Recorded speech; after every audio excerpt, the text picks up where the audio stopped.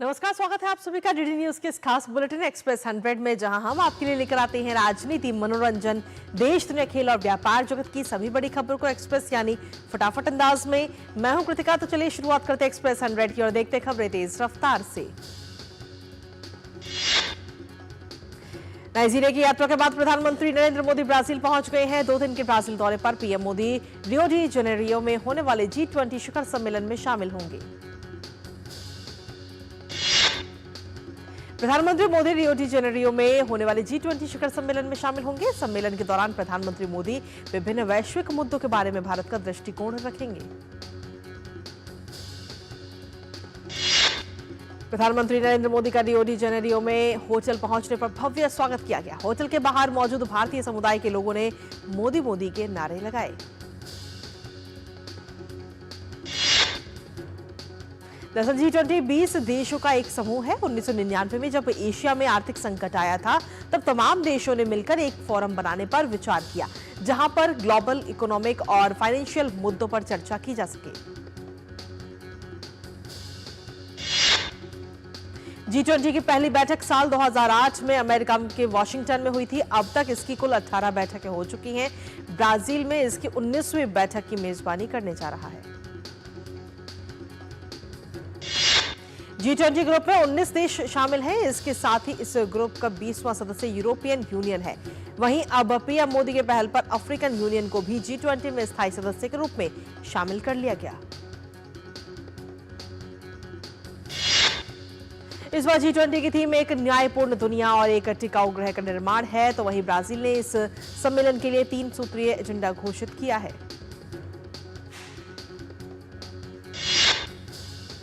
पहला एजेंडा भूख, गरीबी और असमानता से निपटना। दूसरा सतत विकास के लिए 3 आयामों आर्थिक, सामाजिक और पर्यावरण पर ध्यान केंद्रित करना। और तीसरा वैश्विक शासन में सुधार है। महाराष्ट्र और झारखंड में आज चुनावी प्रचार थम जाएगा। प्रचार के अंतिम दिन भाजपा और अन्य सभी दलों ने दोनों राज्यों में पूरी ताकत झोंक दी है। भाजपा अध्यक्ष जेपी नड्डा आज महाराष्ट्र में 3 जनसभाओं को संबोधित करेंगे। जेपी नड्डा ठाणे, सोलापुर और अहमदनगर में चुनावी प्रचार करेंगे। महाराष्ट्र की सभी 288 विधानसभा सीटों पर 20 नवंबर को मतदान होगा। तो वहीं चुनाव के परिणाम 23 नवंबर को घोषित किए जाएंगे। कांग्रेस ने महाराष्ट्र में चुनाव प्रचार के अंतिम चरण में पूरी ताकत झोंक दी है। पार्टी अध्यक्ष मल्लिकार्जुन खड़गे और राहुल गांधी समेत कांग्रेस के कई बड़े नेता पूरी ताकत के साथ महाराष्ट्र में चुनाव प्रचार कर रहे हैं। केंद्रीय कृषि मंत्री एवं झारखंड विधानसभा चुनाव प्रभारी शिवराज सिंह चौहान बरहेट, धनबाद में रैली करेंगे। तो वहीं पाकुड़ और बोकारो में रोड शो करेंगे। असम के मुख्यमंत्री व चुनाव सह प्रभारी हिमंत बिस्वा शर्मा झारखंड में 3 जनसभाएं करेंगे और 1 रोड शो करेंगे।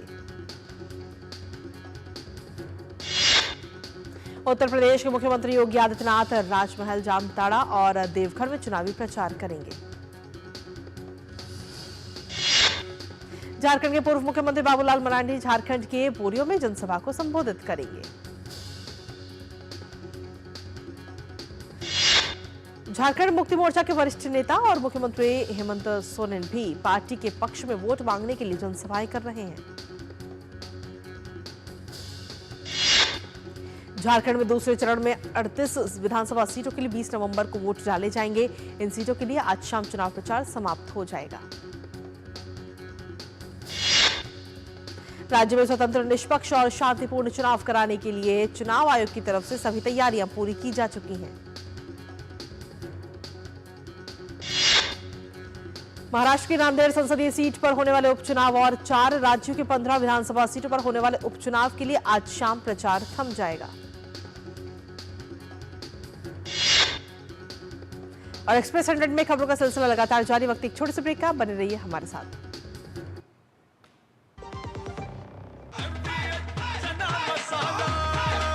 अब छोलिया हो या लोबिया, सफेद चने या काले चने, सबको मजेदार बने। जब धरती चीर कर निकलता है लोहे का पत्थर और मिलता है मोंगिया के जोश से, फिर तपता है, पिघलता है और बनता है फौलाद। अब होता है सरिया सारी खूबियों के साथ, मोंगिया स्टील, मजबूत देश का मजबूत सरिया।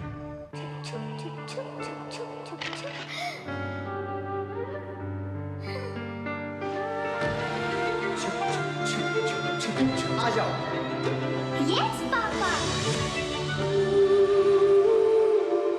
जिंदगी किसी के लिए नहीं रुकती, हम भी आपको कहां रुकने देंगे। जिंदगी के हर मोड़ पर LIC है तो इंश्योर्ड है। LIC, हर पल आपके साथ। जल्दी टिफिन पैक करो। राजू, मोबाइल छोड़ो। अरे दीदी वो बैंक का नंबर चाहिए, रिफंड ही नहीं आया है। मिल गया। अब भी कॉल करता हूँ दीदी।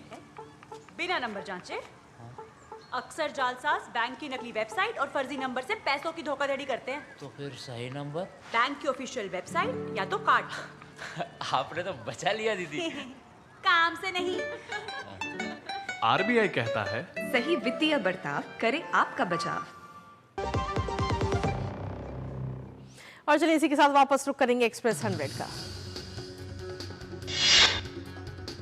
उत्तर प्रदेश की 9 सीट, पंजाब की 4 सीट और केरल और उत्तराखंड के एक सीट पर उपचुनाव है।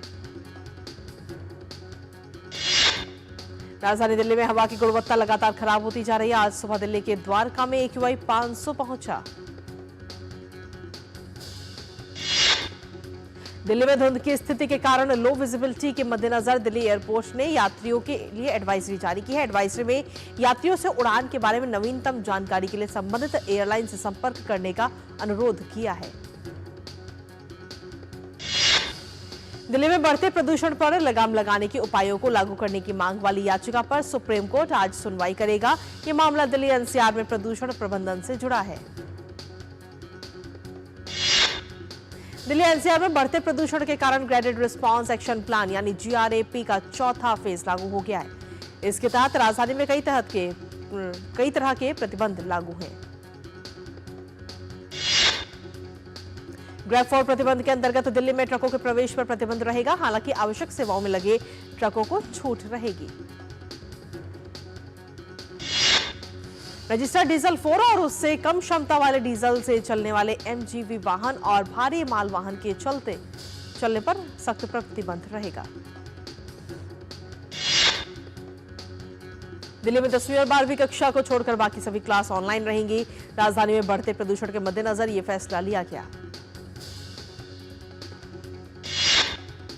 वहीं सरकारी और प्राइवेट ऑफिस 50% क्षमता के साथ चल सकते हैं। ऑफिस अपने कर्मचारियों के लिए वर्क फ्रॉम होम का भी फैसला ले सकते हैं। यमुना नदी की सतह पर जहरीली झाग की परत देखी गई। दिल्ली सरकार के तमाम दावों के बावजूद जमीन पर स्थिति जस की तस बनी हुई है। प्रधानमंत्री मोदी ने गोधरा कांड पर बनी फिल्म साबरमती रिपोर्ट की तारीफ की। उन्होंने एक्स पर फिल्म निर्माताओं की सराहना करते हुए कहा कि उन्होंने सच्चाई को सामने लाने का काम किया है। केंद्रीय गृह मंत्री आज फिर मणिपुर में सुरक्षा स्थिति की समीक्षा के लिए एक उच्च स्तरीय बैठक की अध्यक्षता करेंगे। इससे पहले अमित शाह ने मणिपुर की स्थिति पर रविवार को दिल्ली में वरिष्ठ अधिकारियों के साथ बैठक की थी। दिल्ली में अगले साल होने वाले विधानसभा चुनाव हैं और जिसके मद्देनजर दिल्ली प्रदेश बीजेपी ने मैनिफेस्टो कमेटी का गठन किया है। इसमें 12 सदस्यीय टीम की घोषणा की गई है। भाजपा ने Ramvir Singh Vidhuri Delhi BJP manifesto committee का संयोजक बनाया गया। साथ ही डॉक्टर हर्षवर्धन को भी इस 12 सदस्यीय टीम का हिस्सा बनाया गया है। मेघालय के मुख्यमंत्री कॉनराड के संगमा और केंद्रीय पूर्वोत्तर विकास मंत्री ज्योतिरादित्य सिंधिया ने शिलांग चेरी ब्लॉसम महोत्सव के दौरान पूर्वी खासी हिल्स के मावकटोक में स्काई वॉक परियोजना की घोषणा की है। केंद्रीय जांच ब्यूरो ने पूर्वी रेलवे विशाखापत्तनम के DRM को मुंबई से गिरफ्तार किया। DRM पर आरोप है कि उन्होंने निजी फर्म के मालिकों से 25 लाख रुपए की रिश्वत ली है। गोवा पुलिस ने साइबर अपराधों पर रोक लगाने के लिए हेल्पलाइन नंबर 1930 जारी किया है। साथ ही गोवा पुलिस ने साइबर क्राइम gov.in की वेबसाइट को भी जारी किया है। असम के कई हिस्सों में रास महोत्सव के माहौल ने राज्य को दूसरे वृंदावन में बदल दिया है। असम के मुख्यमंत्री हेमंत बिस्व शर्मा ने राज्य के विभिन्न हिस्सों से श्री कृष्ण की रास लीला की एक झलक भी साझा की है। दिल्ली के परिवहन मंत्री और आम आदमी पार्टी के वरिष्ठ नेता कैलाश गहलोत ने रविवार को आम आदमी पार्टी की प्राथमिक सदस्यता से इस्तीफा दे दिया है। कैलाश गहलोत ने आम आदमी पार्टी के मुखिया अरविंद केजरीवाल को लिखे पत्र में पार्टी नेतृत्व और नीतियों पर गंभीर आरोप लगाए। दिल्ली भाजपा अध्यक्ष वीरेंद्र सचदेवा ने कैलाश गहलोत के इस्तीफे पर प्रतिक्रिया देते हुए कहा कि अरविंद केजरीवाल और उनके लुटेरों का गैंग दिल्ली की जनता को लूटने में लगा है। भाजपा सांसद मनोज तिवारी ने कैलाश गहलोत के इस्तीफे पर कहा कि जिसके अंदर थोड़ी सी भी अच्छाई बची है वो अरविंद केजरीवाल के साथ अब रहना नहीं चाहेगा। भाजपा नेता किरीट सोमैया ने मौलाना सज्जाद नौमानी की विभाजनकारी टिप्पणी पर प्रतिक्रिया दी। उन्होंने कहा कि मौलाना सज्जाद नौमानी के वोट जिहाद वाले बयान को लेकर चुनाव आयोग जल्द ही अपनी रिपोर्ट दे सकती है।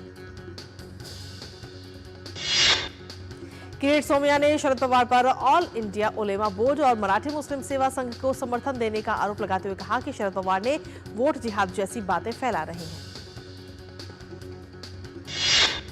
बद्रीनाथ धाम के कपाट रविवार को सेना के बैंड के भक्तिमय धुनों के साथ विधि विधान के साथ शीतकाल के लिए बंद कर दिए गए। मणिपुर में नेशनल पीपल्स पार्टी ने बीरेन सिंह सरकार से समर्थन वापस ले लिया है। पार्टी के राष्ट्रीय अध्यक्ष कोनराड संगमा ने भारतीय जनता पार्टी के अध्यक्ष जगत प्रकाश नड्डा को इसकी जानकारी दे दी है। भाजपा अध्यक्ष जेपी नड्डा को लिखे पत्र में एनपीपी प्रमुख और मेघालय के मुख्यमंत्री कोनराड के संगमा ने लिखा कि बीरेन सिंह की सरकार मणिपुर में संकट को हल करने और हिंसा को रोकने में विफल रही है। जम्मू कश्मीर के जोजिला दर्रा इलाके में सीमा सड़क संगठन की ओर से बर्फ हटाने का काम जारी है। जोजिला दर्रा इलाके में शनिवार को हुए भारी बर्फबारी के बाद प्रमुख मार्गों पर ढेर सारे बर्फ इकट्ठे हो गए, जिसके कारण यातायात बाधित हो गया। अरुणाचल प्रदेश में चल रहा त्रिसेवा अभ्यास पूर्वी प्रहार आज समाप्त हो जाएगा। इस संयुक्त अभ्यास का उद्देश्य चुनौतीपूर्ण क्षेत्रों में नौसेना और वायुसेना की युद्ध प्रभावशीलता को बढ़ाना है। Hyundai motor India limited CNG ईंधन विकल्प पर बड़ा दांव लगा रही है, क्योंकि देश के ग्रामीण और शहरी बाजारों में इस प्रौद्योगिकी से लैस मॉडलों की मांग बढ़ रही है। टाटा ग्रुप की टाटा इलेक्ट्रॉनिक्स ताइवान की कॉन्ट्रैक्ट मैन्युफैक्चरर पेंटागॉन के भारत में एकमात्र आईफोन प्लांट में मेजॉरिटी स्टेक खरीदने का प्लान बना रही है। भारतीय रेलवे के नए डेडिकेटेड फ्रेट कॉरिडोर पर माल की आवाजाही की मात्रा चालू वित्त वर्ष में 2023-24 की तुलना में दोगुनी हो गई है। केंद्र सरकार ने खरीफ सीजन 2024-25 के लिए मूल्य समर्थन योजना के तहत खरीद के लिए अधिकतम स्वीकार्य नमी की मात्रा को 12% से बढ़ाकर 15% कर दिया है। और वहीं एमएसपी का पूरा भुगतान राज्य स्तरीय खरीद एजेंसियों और संबंधित राज्य सरकार द्वारा पीएसएस के तहत खरीदे गए सोयाबीन स्टॉक के लिए पंजीकृत किसानों को किया जाएगा। केंद्रीय बंदरगाह जहाजरानी और जलमार्ग मंत्रालय ऑब्जर्वर रिसर्च फाउंडेशन के साथ मिलकर आज सागर मंथन द ग्रेट ओशंस डायलॉग सम्मेलन आयोजित करेगा। भारतीय अर्थव्यवस्था को लेकर आरबीआई के गवर्नर शक्तिकांत दास ने कहा कि भारतीय अर्थव्यवस्था और वित्तीय क्षेत्र वैश्विक घटनाओं से उत्पन्न किसी भी प्रभाव को संभालने के लिए पूरी तरह से तैयार है। फिक्की द्वारा इलेक्ट्रिक वाहन और ई मोबिलिटी को लेकर आज नई दिल्ली में राष्ट्रीय सम्मेलन का आयोजन किया जाएगा। फार्मास्यूटिकल उद्योग के आधुनिकीकरण, नवाचार और पर्यावरण अनुकूलता को प्रदर्शित करने वाली सीपीएचआई और पीएमईसी प्रदर्शनी का 17वां संस्करण 26 से 28 नवंबर तक ग्रेटर नोएडा में आयोजित किया जाएगा। एसीएमई सोलर होल्डिंग्स की पूर्ण स्वामित्व वाली सहायक कंपनी एसीएमई सन पावर ने सार्वजनिक क्षेत्र की आरईसी लिमिटेड ने 3,753 करोड़ रुपए की सावधि ऋण हासिल किया है। उपभोक्ता मामलों के मंत्रालय ने कहा कि देश भर में आपूर्ति में सुधार के कारण टमाटर की खुदरा कीमतों में मासिक आधार पर 22.4% की गिरावट आई है। सेमीकंडक्टर उद्योग में भारत की महत्वाकांक्षी प्रगति का सबसे अच्छा उदाहरण असम के मोरी गांव में सेमीकंडक्टर इकाई का विकास है। इसका नेतृत्व Tata semiconductor assembly and test private limited कर रहा है।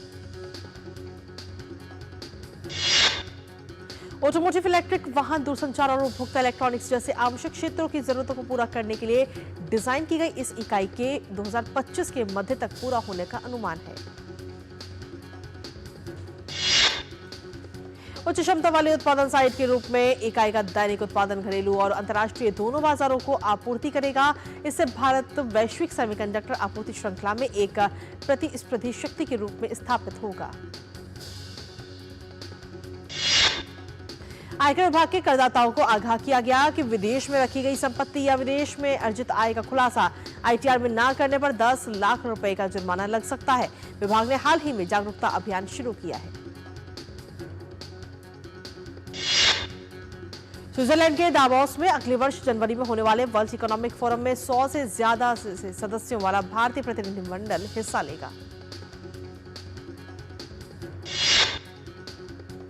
सुपर तूफान मैनिए ने फिलीपींस के मुख्य द्वीप लुजोन को अपनी चपेट में ले लिया है, जिससे राजधानी क्षेत्र मेट्रो मनीला में भारी बारिश का खतरा पैदा हो गया है और कई इलाकों में इमारतें क्षतिग्रस्त हो गई हैं। यूक्रेन के उत्तर पूर्वी क्षेत्र सुमी में एक रूसी मिसाइल के एक आवासीय भवन पर गिरने से एक बच्चे सहित कई लोगों की मौत हो गई। बैरूत के घनी आबादी वाले जिले में एक इमारत पर इजरायली हमले में हिजबुल्लाह के मीडिया संबंध प्रमुख मोहम्मद आफिफ की मौत हो गई। लेबनान के स्वास्थ्य मंत्रालय के अनुसार राजधानी बैरूत के मध्य क्षेत्र मार एलियास स्ट्रीट में एक इजरायली हमले में एक वाहन को निशाना बनाया गया, जिससे भीषण आग लग गई। इस घटना में कम से कम 2 लोगों की मौत हो गई और 9 लोग घायल हो गए।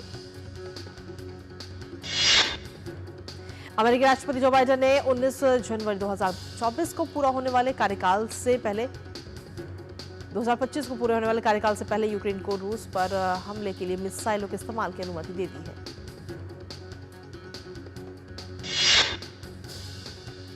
और खबरों का सिलसिला लगातार जारी, वक्त एक छोटे से ब्रेक का, बने रहिए हमारे साथ। बढ़िया है, प्राकृतिक हल्दी, मिर्ची, धनिया। नहीं, मिर्ची, धनिया, हल्दी, MDH। मसाले सच MDH। मेरी पसंद, मेरी पसंद, मेरी पसंद, मेरी पसंद है। हमारी पसंद, हम सबकी पसंद। मजबूत देश का मजबूत सरिया हो गया steel. Muthoot finance gold overdraft, अपने सोने को हमारे सुरक्षित लॉकर्स में डिपॉजिट कीजिए। उस सोने पर 24/7 क्रेडिट लाइन लीजिए और फिर पैसे एक बार लीजिए या बार बार आपके हाथ में, कम या ज्यादा, घर में या ब्रांच में आपके हाथ में। ब्याज सिर्फ उतने ही दिन का भरिए जितने दिन पैसे इस्तेमाल कीजिए। Muthoot finance gold overdraft, gold loan कमाल, बाकी लोन बेमिसाल। छोटे थे तो माँ प्यार से मूर्ख बुलाती थी, मूर्खानंद, और ये तो सच में मूर्ख समझते हैं। कस्टम डिपार्टमेंट वाले बन के कॉल कर रहे हैं और कह रहे हैं कि आपके पार्सल से ड्रग्स पकड़ा गया। सब समझते हैं, पहले डराएंगे फिर कहेंगे पैसे ट्रांसफर करो। अब प्यार से चाहे जो बुला लो, पर मैं मूर्ख नहीं हूं, याद रहे। यूपीआई सेफ है। यदि आपको भी कोई इस तरह डराना चाहे तो उसे कहो मैं मूर्ख नहीं हूं।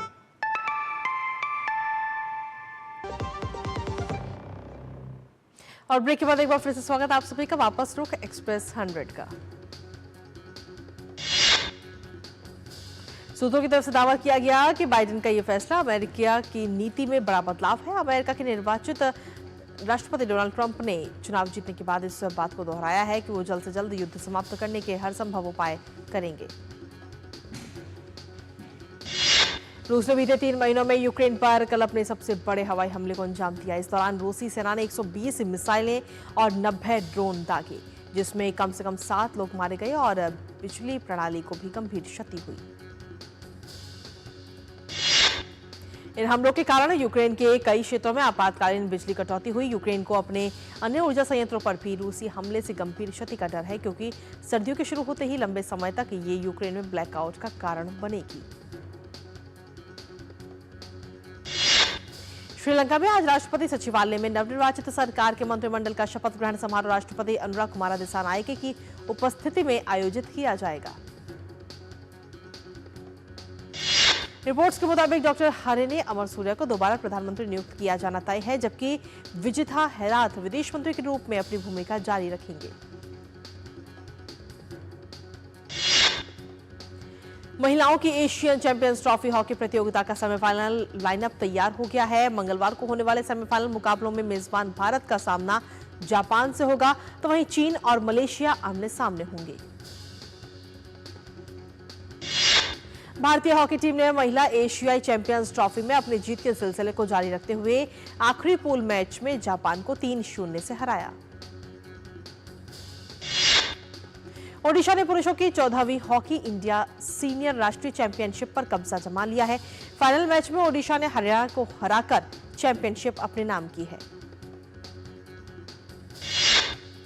भारत की महिला तीरंदाज ज्योति सुरेखा वेन्नम ने लग्जमबर्ग में आयोजित तीरंदाजी विश्व सीरीज स्टेज 2 में महिला कंपाउंड वर्ग में स्वर्ण पदक हासिल किया। वहीं भारत के अभिषेक वर्मा ने इंडोर तीरंदाजी विश्व सीरीज स्टेज 2 में कंपाउंड वर्ग में रजत पदक हासिल किया। शुभमन गिल ऑस्ट्रेलिया के खिलाफ 22 नवंबर से पर्थ में शुरू होने वाले सीरीज में पहले टेस्ट में नहीं खेलेंगे। अभ्यास के दौरान शुभमन गिल के बाएं हाथ में के अंगूठे में चोट लग गई थी। रोहित शर्मा बॉर्डर गावस्कर ट्रॉफी के पहले टेस्ट में भारत का नेतृत्व करने के लिए उपलब्ध नहीं होंगे। रोहित शर्मा अपने दूसरे बच्चे के जन्म के चलते फिलहाल भारत में ही हैं। वेस्टइंडीज और इंग्लैंड के बीच खेली जा रही T20 सीरीज का 5वां मैच बारिश के कारण रद्द हो गया। इसके साथ ही 5 मैच की सीरीज 3-1 से इंग्लैंड के नाम रही। भारत के स्क्वैश खिलाड़ी वीर चोटरा ने Costa Rica open squash tournament में दूसरे स्थान पर रहे। प्रतियोगिता के फाइनल में वीर को कोलंबिया के रोनाल्डो पालोमिनो के हाथों हार झेलनी पड़ी। 5 बार के विश्व चैंपियन मैग्नस कार्लसन ने टाटा स्टील शतरंज इंडिया 2024 के बिल्ड्स खिताब अपने नाम कर लिया है। यानिक सिनर एटीपी फाइनल्स का खिताब जीतने वाले पहले इटालियन बन गए हैं। सिनर ने फाइनल मुकाबले में अमेरिका के टेलर फ्रिट्ज को मात दी है। नेशंस लीग में नार्वे ने कजाकिस्तान को 5-0 से मात दी। इस जीत के साथ नार्वे की टीम का लीग में प्रमोशन भी हो गया। नार्वे की तरफ से अर्लिंग हालांड ने हैट्रिक लगाई। हालांड नेशंस लीग में 6 ग्रुप मैच में 7 गोल कर चुके हैं और लीग के टॉप स्कोरर हैं। इजरायल नेशंस लीग में बेल्जियम को 1-0 से हरा दिया। हालांकि इस जीत के बावजूद इजरायल की टीम टॉप टियर में से रेलीगेट हो गई। हंगरी फुटबॉल टीम के सहायक कोच एडम जेलाई की तबीयत अब ठीक नहीं है। अब ठीक है। एडम नीदरलैंड्स के खिलाफ हुए नेशंस लीग मैच के दौरान वो बेहोश हो गए थे। सुकुमार के निर्देशन में बनी फिल्म पुष्पा 2 5 दिसंबर को थिएटर में रिलीज होगी। अभिनेता ऋषभ शेट्टी की बहुप्रतीक्षित फिल्म कांतारा चैप्टर 1 दशहरा 2025 के दौरान रिलीज होने वाली है। अभिनेता राजकुमार राव ने अपनी आगामी फिल्म मालिक की शूटिंग पूरी कर ली है। राजकुमार राव की पहली पूरी एक्शन फिल्म होगी। भोजपुरी सिनेमा की अपकमिंग फिल्म मेरे जीवन साथी का ट्रेलर रिलीज हो गया है। फिल्म को लेकर फैंस भी काफी उत्साहित हैं। अजय देवगन की फिल्म नाम 22 नवंबर को रिलीज होगी। फैंस को फिल्म का बेसब्री से इंतजार। एक्सेल एंटरटेनमेंट की फिल्म अग्नि का 6 दिसंबर को प्राइम वीडियो पर होगा प्रीमियर। जूनियर एनटीआर और ऋतिक रोशन की आगामी फिल्म वॉर 2 है। फैंस को फिल्म का बेसब्री से इंतजार। नाना पाटेकर की फिल्म वनवास 20 दिसंबर को होगी रिलीज। साउथ अभिनेता विश्वक्सेन की फिल्म मैकेनिक रॉकी नवंबर 22 को सिनेमाघरों में दस्तक देगी। और अक्षय कुमार ने फिल्म हेरा फेरी 3 की पुष्टि करते हुए बताया कि अगले साल तक फिल्म की शूटिंग शुरू होने वाली है। और इसी के साथ फिलहाल एक्सप्रेस 100 में मुझे और हमारी टीम को दीजिए अनुमति। नमस्कार।